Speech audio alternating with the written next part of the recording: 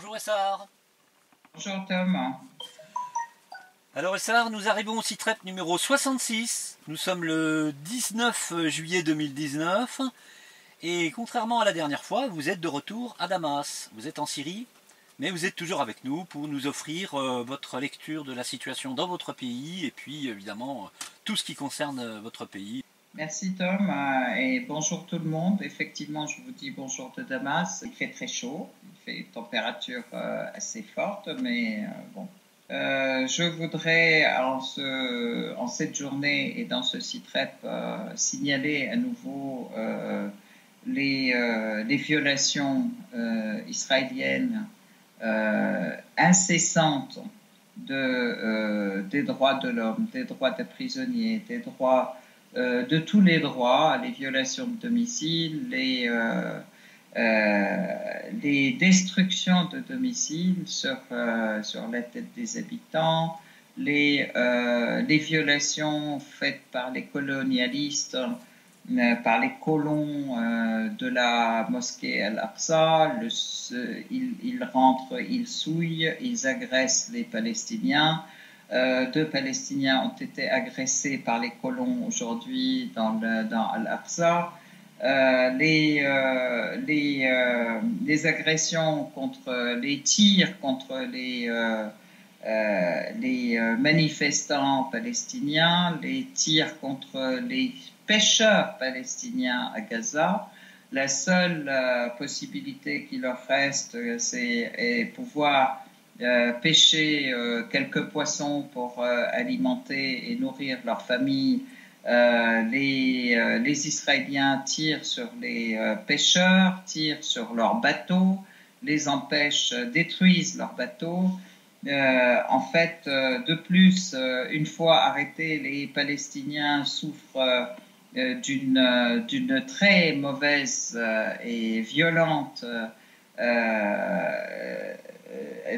traitement. Il y a récemment, je salue sa famille, le martyr qui était prisonnier palestinien, Nassar Taqatra, qui est mort sous la torture dans la prison de Ramleh,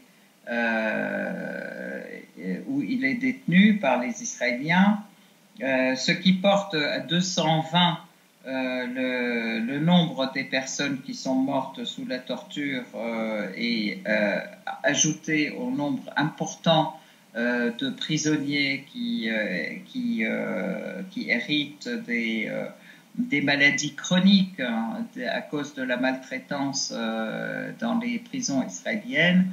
Nous exigeons pour ce fait une enquête internationale, car le silence international, le silence des médias, le silence de tous ceux et pays qui sont complices, le silence complice et odieux de l'ensemble des pays qui n'en parlent pas, ne fait qu'encourager Israël dans ses pratiques criminelles contre les Palestiniens, contre les prisonniers, contre les enfants, etc.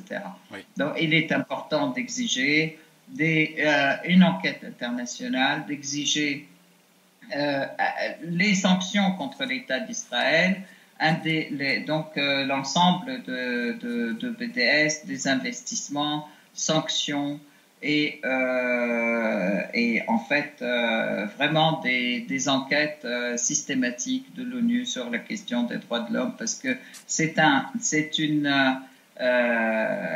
vraiment un génocide qui se fait tous les jours en silence et au vu et au su de l'ensemble des pays du monde et avec leur complicité. Donc nous sommes tous responsables et pensez-y. Deuxièmement, je voulais vous dire aussi qu'il y a de la même manière la population syrienne du Golan continue à résister aussi à cette occupation israélienne. Ils continuent à lutter contre la création des éoliennes sur leurs terres et la confiscation de leurs terres. C'est même les habitants du Golan aussi continuent à soutenir non seulement la résistance palestinienne, ils continuent à soutenir et à célébrer aussi les victoires de la Syrie, espérant que l'armée syrienne va arriver au Golan rapidement, après donc la défaite du terrorisme.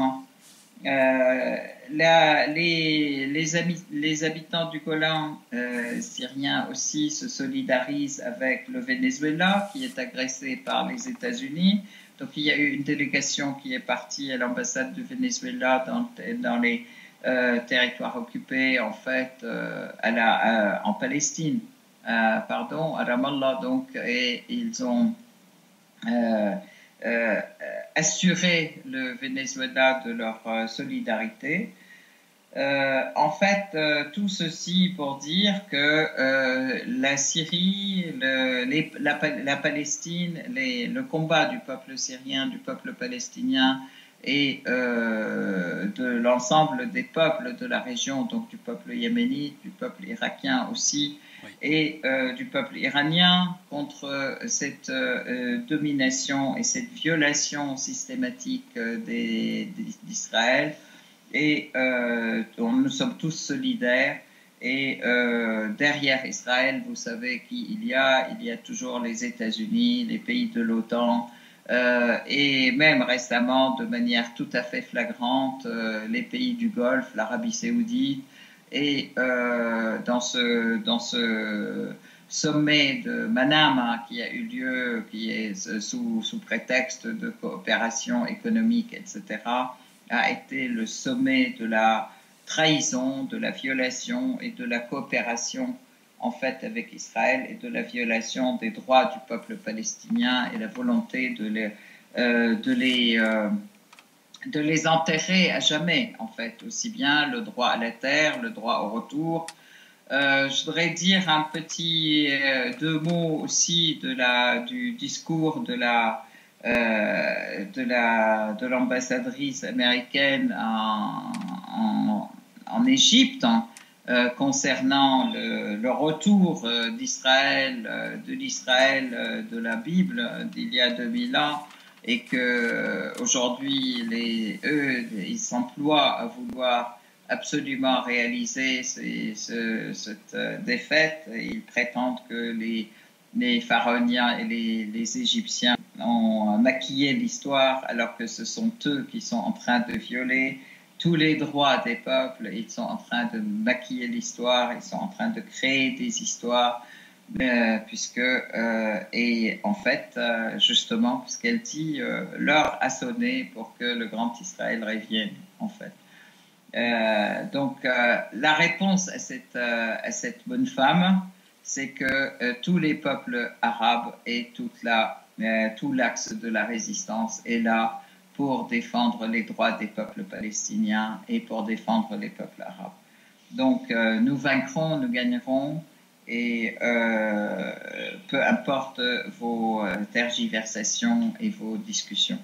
Il faut noter d'ailleurs, Essar, qu'un nombre important de juifs authentiques, quand je dis authentiques, c'est des gens qui ont très bien compris pourquoi le peuple juif a été en exil pendant 2000 ans, et puis aussi surtout ceux qui sont réellement descendants des Hébreux, en particulier la vingtaine de milliers de juifs en Iran, ce qui n'est pas le cas de la plupart des juifs d'Europe qui sont des Khazars, qui n'ont jamais vécu ou qui n'ont jamais eu aucune origine avec des familles qui ont vécu en Palestine il y a 2 ou 3 000 ans.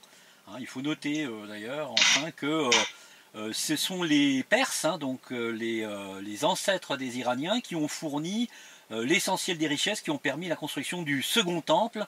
Donc il y a un soutien aussi de la part des Juifs authentiques pour les Palestiniens, puisqu'en réalité, parmi les Palestiniens, il y a beaucoup de gens d'origine juive, qui ont été convertis à l'islam. Donc il y a parmi les musulmans d'aujourd'hui, il y a des juifs d'hier. Donc il faut noter cet aspect-là pour bien comprendre la différence qu'il y a entre sionistes et juifs.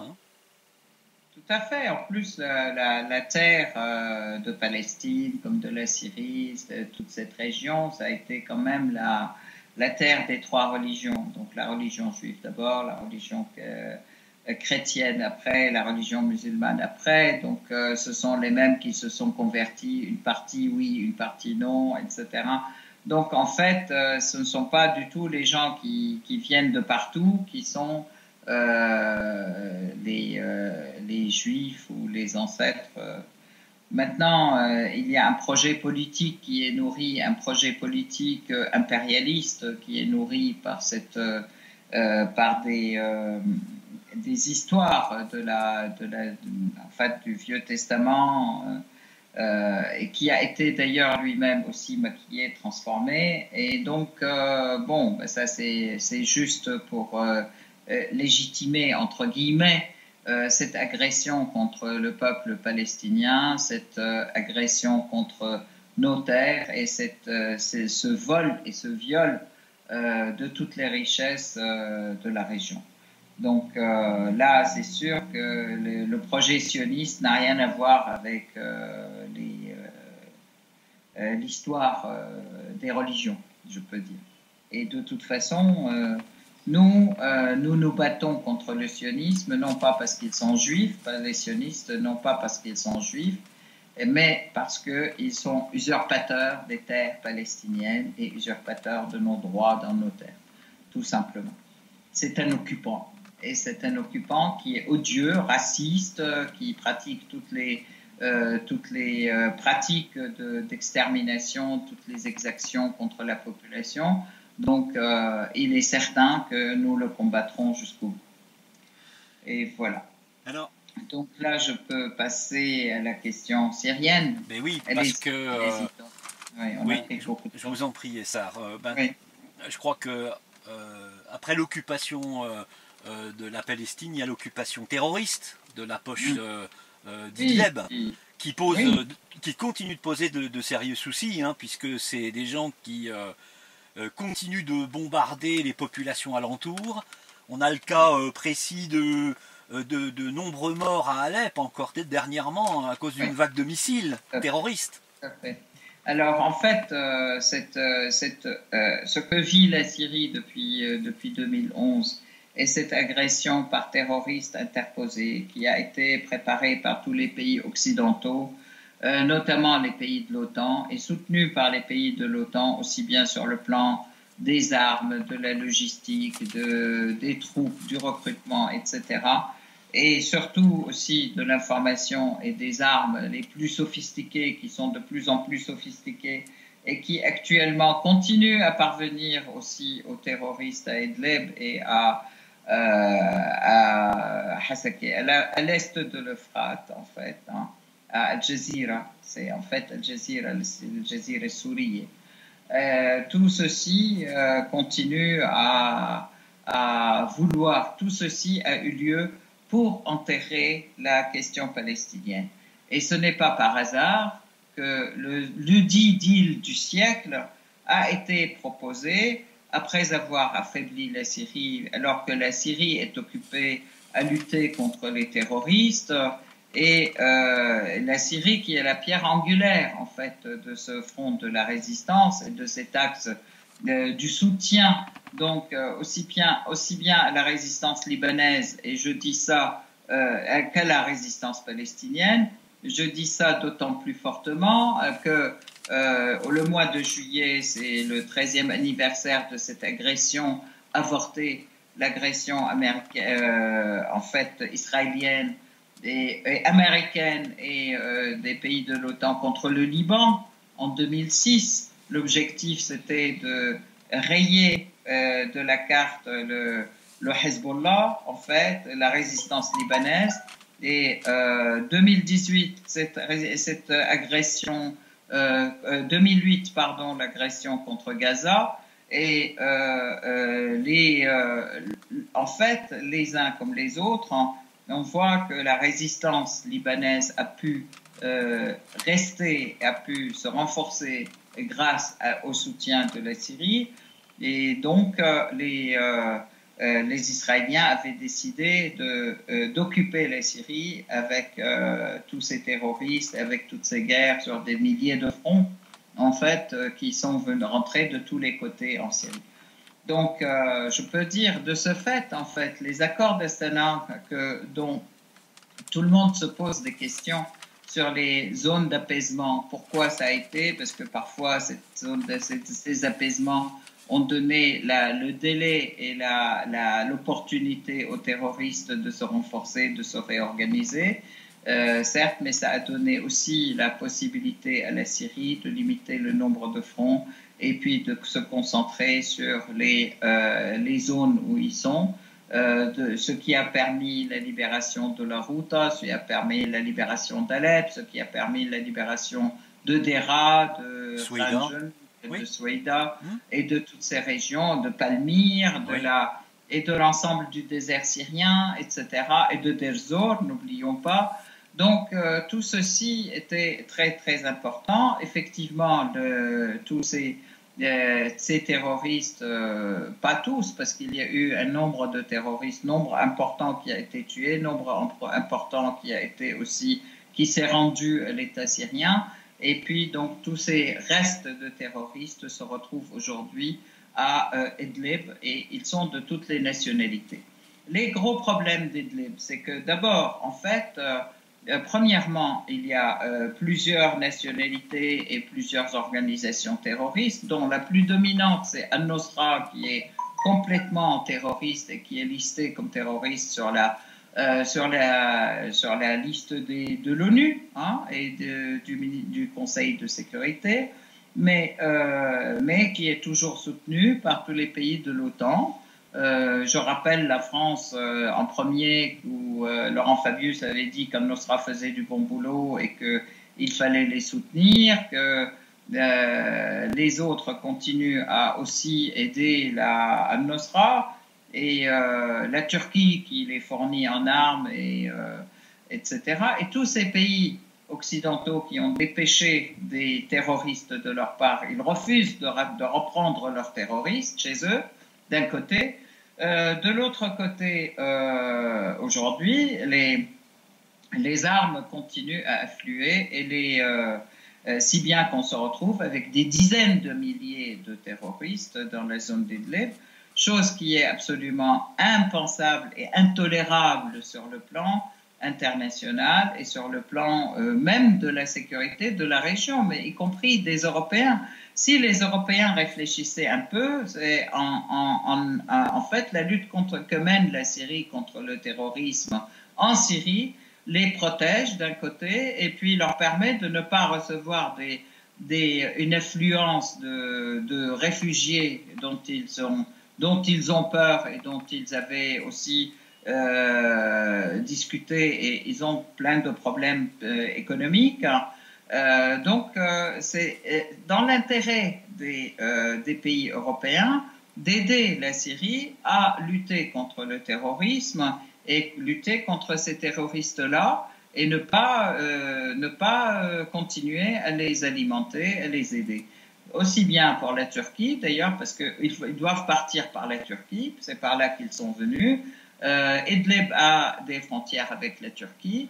Et puis la Turquie a des frontières aussi avec l'Europe. Donc, il est clair qu'il est important que ces pays reprennent leurs terroristes déjà, les terroristes de leur nationalité qu'ils ont dépêchés chez nous, d'un côté, de l'autre côté, et il est important qu'ils aident la Syrie à lutter contre le terrorisme parce que c'est dans leur intérêt. Oui. C'est pas du tout l'intérêt non plus des peuples de l'Europe à continuer à avoir des terroristes qui ont une plateforme de terroristes qui est si proche des frontières européennes et qui peut du jour au lendemain, et d'ailleurs qui sévit sur la population, et la population fuit. Elle fuit à travers la Turquie, vers l'Europe, vers les autres pays. Donc ça, c'est un premier point. Le deuxième point, il est important aussi, donc ces terroristes qui sont en train à nouveau d'agresser la population syrienne, à Alep, à Homs, à Hama, qui sont en train d'agresser les civils partout, en fait. À chaque fois qu'il y a des choses qui sont construites, ils sont en train de les démolir, etc. Mais en fait, c'est au profit de qui tout ça? Il est au profit des sionistes, au profit d'Israël, donc aussi au profit de la domination contre les droits de l'homme. Alors je voudrais bien dire à toutes ces personnes en Europe qui se gargarisent de défense des droits de l'homme, de défense de l'humanité, de la paix, etc. Il est important d'ouvrir les yeux et voir aujourd'hui que ce sont les pays européens qui attisent cette guerre avec les États-Unis et avec aussi leurs alliés aujourd'hui qui sont l'Arabie saoudite, les pays du Golfe, etc., qui sont aujourd'hui les meilleurs amis, comme par hasard, du gouvernement français et les meilleurs amis, comme par hasard, des gouvernements européens. Donc, c'est pas par hasard, justement, et qu'il y a une connivence et une volonté unique, voire unitaire, pour détruire la Syrie et détruire toute la résistance, en fait, au Moyen-Orient, pour ouvrir le champ libre à tous les terrorismes dans la région. Mais il est important qu'ils comprennent que de toute façon, c'est pas dans leur intérêt, c'est pas dans l'intérêt de leur peuple. Alors par contre, Essar, ce qui a quand même fait dire à la représentante, ou du moins la porte-parole du ministère des Affaires étrangères russe, Maria Zakharova, qui estime que la situation à Idlib perdure à cause justement de ces pays d'origine des terroristes qui refusent de les rapatrier. Absolument, absolument. Et pas seulement Zakharova. Il y a 2 jours, Lavrov aussi et Poutine. Lavrov surtout a à nouveau affirmé qu'il est intolérable de garder un bassin de terrorisme tel que le cas d'Idlib, où il y a des dizaines de milliers de terroristes armés jusqu'aux dents qui n'arrêtent pas d'agresser les populations et qui n'arrêtent pas de sévir en vol, viol et violation de l'ensemble des droits humains. C'est absolument intolérable et ça ne peut pas durer. Et que tout ce terrain, tous ces terroristes sont soutenus par les Américains, par les Européens, contrairement aux intérêts de leur peuple, de leur propre peuple. Donc, voilà. On peut signaler d'ailleurs, hélas, des attentats terroristes. Vous m'aviez signalé ça juste avant le CITREP à Kamishli, contre... Alors, oui. Et puis un champ, enfin en tout cas un gazoduc du champ gazier de Shaher, qui a été quand même reconstruit en un temps record. Alors, est-ce que vous pouvez nous... Alors en fait, pour se dire, en fait, la population syrienne résiste et construit en même temps, résiste et se bat en même temps. Depuis déjà 2011, donc la population syrienne résiste et construit. Là, donc cet attentat contre contre l'église mariamique, en fait, à Kamishli a été dénoncé par la population et 2 jours après cet attentat, il y a eu des messes, etc., pour montrer que nous sommes tous là pour défendre l'église. Il y a eu une condamnation du Conseil de l'ensemble des églises du Levant et de l'Orient. Donc là aussi, il y a des attaques de missiles aux missiles contre la ville d'Alep, contre des quartiers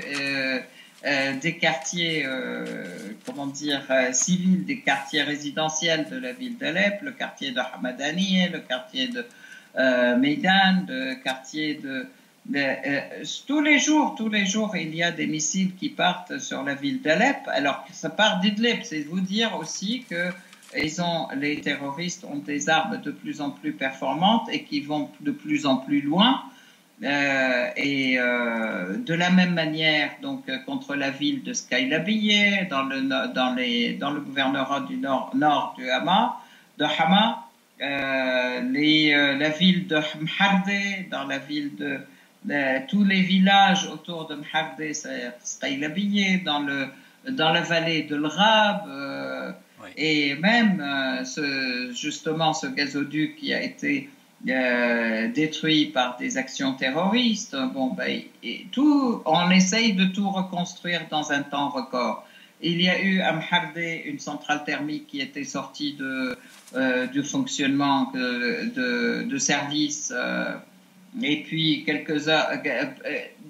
24 heures après, elle refonctionnait parce que les ouvriers y ont passé nuit et jour pour remettre l'électricité. La ville de Latakia a été aussi visée par les terroristes. Elle a été, leurs missiles sont arrivés jusqu'à Latakia. La centrale de production électrique de Latakia a été aussi visée.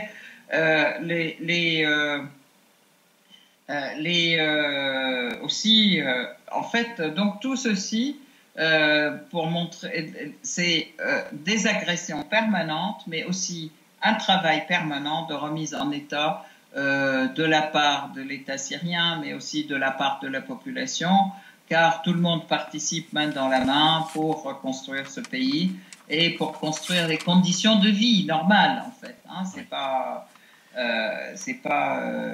et ça, je peux dire, tous les peuples du monde peuvent lever leur chapeau au peuple syrien à cause de ce travail et de cette lutte contre le terrorisme qui est permanent. Un autre point qui est important, récemment, en plus, ils s'attaquent à l'armée. Oui, voilà, c'était dans le sud. Hein. Voilà. Donc, les terroristes se sont attaqués à un bus de l'armée qui descendait à Dera. Les gens qui vont à leur poste, des dizaines de morts et de blessés, des martyrs. Mais en fait, je sais que ce sont les Israéliens, on sait que ce sont les Israéliens qui se vengent, qui n'arrivent pas à accepter leur défaite parce que le Golan, toutes les parties qui étaient proches du Golan ont été libérées, alors il y avait un Nosra dedans et il y avait une grande complicité, une grande coopération entre un Nosra et l'État d'Israël. Et aujourd'hui, le fait, après la libération du Sud, rappelons-nous, Israël est allé prier les Russes pour faire appliquer les accords de séparation qui ont eu lieu en 1974. Hein. Donc, effectivement, les Israéliens ne voient pas d'un bon œil toute cette évolution, je dirais, de la Syrie, du peuple syrien, etc. Et c'est aussi en réponse ou en représailles à l'affirmation de Samahat Sheikh Nasrallah, qui, à l'occasion justement de la célébration de la défaite de l'agression de juillet 2006, il avait affirmé que la résistance et l'axe de la résistance est plus fort qu'avant et qu'il est plus averti qu'avant et qu'il a plus de capacité de coopérer ensemble et plus de stratégies communes qu'avant, et donc et qu'il a pris aussi une carte d'Israël en disant voilà, c'est là et là, ils sont vos objectifs importants, ils sont sous la visée de nos feux, donc il est important que vous preniez compte de tout ça et que vous arrêtiez vos manigances et vos agressions.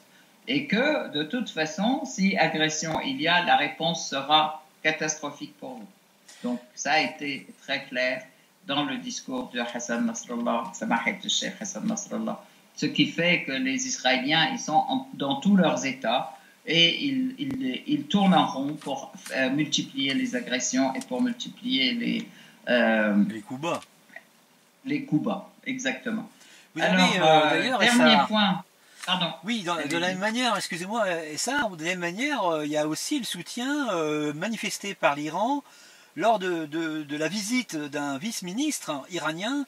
C'était d'ailleurs le jour de la fameuse frappe aérienne contre la Syrie, hein. La fameuse frappe israélienne, pardon. Voilà, les agressions israéliennes, elles ont été nombreuses contre la Syrie pendant ces 10 ans. Elles ont été en fait un nombre très important. Ceux dont on a entendu parler, c'était les plus violentes, les plus importantes. Mais en fait, elles ont toutes été repoussées. Et la dernière a été aussi violemment repoussée. Je tiens à dire quand même qu'il y a eu des débris de leurs avions qui sont tombés à Chypre, oui. En fait. Hein. Et ils n'osent pas le dire, mais c'est la télé israélienne qui le dit, en fait, qui les dénonce. Eux, ils ne le disent pas officiellement. mais c'est la télé israélienne qui le dit. Donc voilà, ce que je voudrais dire, c'est que de toute façon, cette visite iranienne, en fait, hein, elle fait partie des visites régulières, etc., qui permettent de tisser des liens de plus en plus solides, non seulement des liens stratégiques sur tous les secteurs, dans tous les secteurs, et surtout dans le secteur de la défense, avec de tous les pays de l'axe de la résistance, qui sont donc l'Iran, l'Irak, la Syrie, le Liban, donc la résistance libanaise.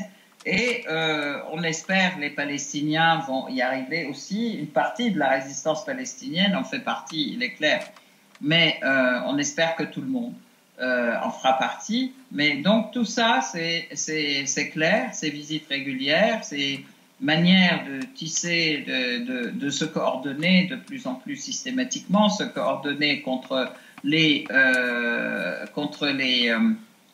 sanctions, entre guillemets, soit dites, les dites sanctions qui sont un blocus unilatéral qui a été imposé à la Syrie, imposé à l'Iran maintenant, et en partie imposé aussi à la Russie, et le blocus total qui est imposé à Gaza et aux Palestiniens, c'est quelque chose d'absolument affolant et contre toutes les règles de la charte de l'ONU, contre toutes les règles internationales, mais il est appliqué, etc. Donc, en fait, toute cette stratégie de défense des pays de l'axe de la résistance, elle est aussi une stratégie de résistance, de stratégie d'aide, faire face aux sanctions, entre guillemets, face au blocus, en fait, et face à cette guerre économique barbare que mènent effectivement les États-Unis, donc contre la Syrie, contre l'Iran, contre la Palestine, contre le Yémen. Je rappelle quand même qu'il y a interdiction même d'importer des médicaments, les fils chirurgicaux, les appareils médicaux, et ça se dit défenseur des droits de l'homme. Alors, laissez-moi rire, s'il vous plaît. Et y compris d'ailleurs du pétrole, dont on soupçonne l'Iran d'avoir voulu faire la fourniture à travers un pétrolier qui a été arraisonné dans le détroit de Gibraltar par les Britanniques. Le détroit de Gibraltar, alors, oui, tout à fait. Ça, avant d'y arriver, parce qu'on va évoquer évidemment ce point-là, parce qu'il a des conséquences encore aujourd'hui, il faut quand même noter la grande motivation des Syriens de reconstruire le pays à travers deux éléments importants. Il y a la remise en état du souk d'Alep qui avait été ravagé par les terroristes. Hein. Vraiment, c'était terrifiant de voir l'état dans lequel il était. Et puis le courant électrique rétabli pour une vingtaine de villages dans la campagne de Hasakeh, qui est en partie d'ailleurs occupé par les FDS, qui sont, comme on le rappelle, les mercenaires des forces américaines en Syrie. Hein. Tout à fait. D'ailleurs, ces forces FDS qui, en plus, vendent le pétrole syrien à des Israéliens, des hommes d'affaires israéliens, pour qu'ils le revendent à l'extérieur. Et ça a été aussi cité par une télé israélienne. C'est pas prouvé, mais ça a été cité par une télé israélienne que c'est un homme d'affaires israélien qui a passé contrat avec FDS pour le pétrole syrien volé. Donc ces FDS qui sont dominés principalement par les Américains, il faut le dire quand même, ils sont principalement dominés, soutenus par les Américains.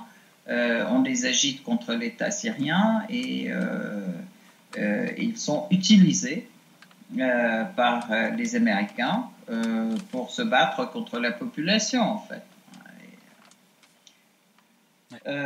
Par ailleurs, je voudrais dire, allez-y, vous aviez... Oui, on a plusieurs petits éléments qui sont importants. Alors, on continue de découvrir des caches d'armes, des anciennes caches d'armes de terroristes avec des armes israéliennes et américaines un peu partout dans les zones qui avaient été occupées par les terroristes. Vous nous avez parlé d'Astana tout à l'heure et vous m'avez annoncé avant le CITREP qu'une réunion allait avoir lieu le 1er et le 2 août prochain au Kazakhstan. Mais il y a aussi un élément, parce qu'on a commencé à évoquer cette histoire d'interception de pétroliers iraniens par les Britanniques. Aujourd'hui, on a encore les Américains qui prétendent avoir abattu un drone iranien dans le détroit d'Ormuz, chose que les Iraniens réfutent en disant que c'était probablement un drone américain abattu par eux-mêmes pour essayer de faire croire à une agression iranienne contre un bâtiment de guerre américain qui se trouve quand même, enfin qui se trouvait a priori dans le détroit d'Ormuz, qui est quand même pour partie en territoire iranien, il faut le dire. Hein. Alors, il y a deux choses en fait. Premièrement, le pétrolier iranien qui a été arrêté, intercepté à Gibraltar sous prétexte qu'il violait les sanctions unilatérales qui ont été imposées par les Américains contre la Syrie, puisque ce pétrolier devait soi-disant ramener le pétrole en Syrie. Il n'a toujours pas été libéré, mais par contre, ils ont fini par libérer le staff du pétrolier, et ça a été fait à la demande des Américains, tel que le dit CNN, en fait. Donc, à la demande des Américains au gouvernement de Gibraltar, qui n'a absolument pas à se mêler de l'affaire, et c'est une violation du droit de naviguer dans la mer que d'intercepter comme ça un pétrolier ou un bateau quelconque qui passe dans le détroit. Ça, c'est un premier point. Bien sûr, les Iraniens ne se sont pas tus et ils ont levé haut et fort la voix. Les Américains n'ont rien dit, de toute façon. Ils n'ont même pas dit que c'était eux qui avaient demandé, à part le fait que CNN et New York Times qui l'ont écrit. Mais bon, officiellement, il n'y a eu aucune réponse. Mais par contre, le grand dirigeant iranien, Khamenei, dit ça ne restera pas impuni. C'est un crime et ça ne restera pas impuni. Donc, et puis, de ce fait, les Américains, ils sont toujours en train de créer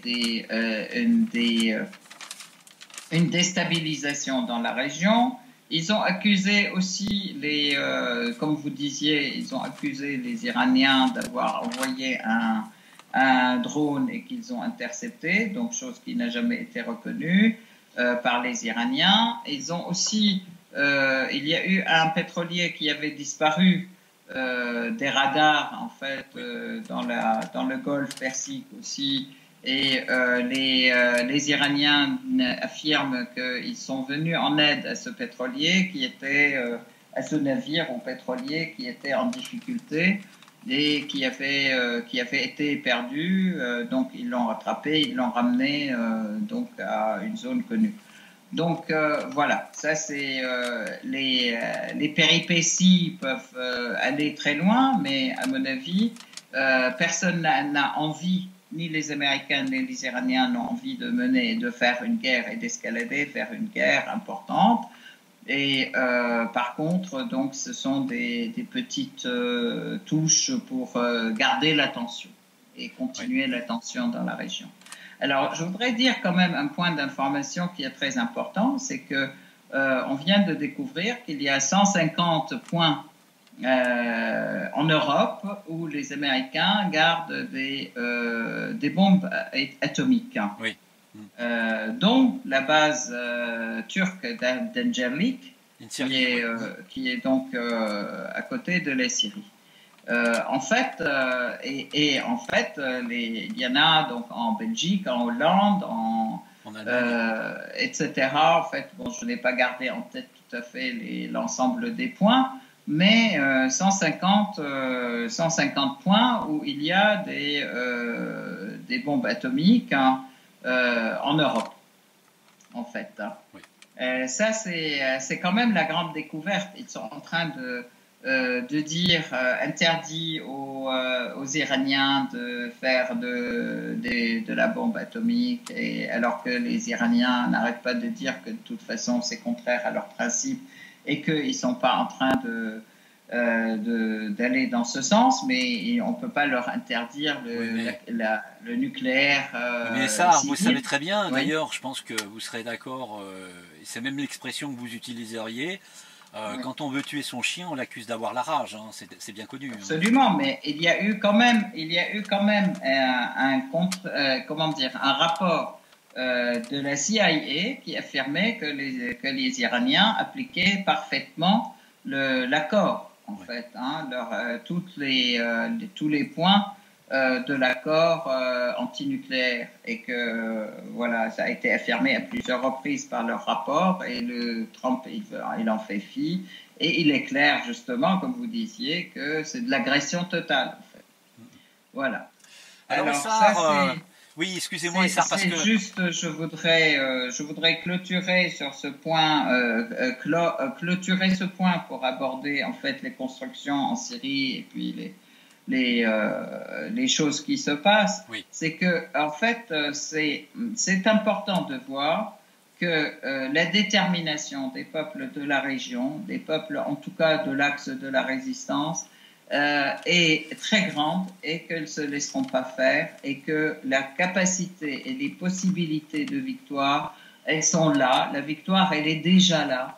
Que le plan est mis en échec, le plan du nouveau Moyen-Orient, israélien, etc., est déjà en échec, et que il faut qu'ils acceptent cet échec et puis qu'ils passent outre. Oui. Dernier point, je voudrais dire quand même chapeau bas aussi au peuple syrien, parce que dans toute cette guerre et dans toutes ces souffrances, parce qu'il y a vraiment souffrance, le fait de ne pas pouvoir, de passer des heures à une pompe à essence pour prendre de l'essence pour sa voiture et ne pas en trouver, etc. Pas pour les gens, pas seulement pour les individus, mais aussi pour les collectivités, mais aussi pour les... le tout qui a doublé de prix, etc. Mais du fond de cette souffrance, le peuple syrien fête ses victoires. Donc aujourd'hui, il y a une ouverture de ses victoires, mais aussi son amour de la vie, oui. Il faut dire. Donc, festival, il y a eu des festivals à Alep, le festival, on en a parlé la dernière fois, en fait, le festival des culturels, oui. Des cultures. Il y a eu le festival des voitures anciennes. Il y a comment dire, vous en aviez parlé aussi, on en avait parlé, la foire souk, internationale aussi. Oui. Le souk d'Alep, il va ouvrir dans 2 jours aussi dans une grande festivité. Il y a le festival du soleil à Tartous, à Latakia, et le festival à Homs, en fait, de la libération de Restan. Une année de libération de la ville de Restan. En fait, c'est un festival de remerciement à l'armée arabe syrienne qui a libéré la ville des terroristes, un festival à Souaïda, un festival à Damas, le festival du parc Tishrin, oui, à Damas, mais aussi des manifestations économiques fabriquées en Syrie, un grand salon de ce qui est fabriqué en Syrie qui a ouvert aujourd'hui, la foire internationale de Damas qui va ouvrir le 21 août. Il y a aujourd'hui déjà 90 sociétés qui y participent. Oui. Les consultants internationaux qui sont passés disent que c'est un des événements économiques les plus importants du Moyen-Orient, de la région, je peux dire. Donc, il y a aussi cet élan de construction, malgré toutes les entraves et malgré toutes les interdictions, entre guillemets, qui sont mises par les ennemis.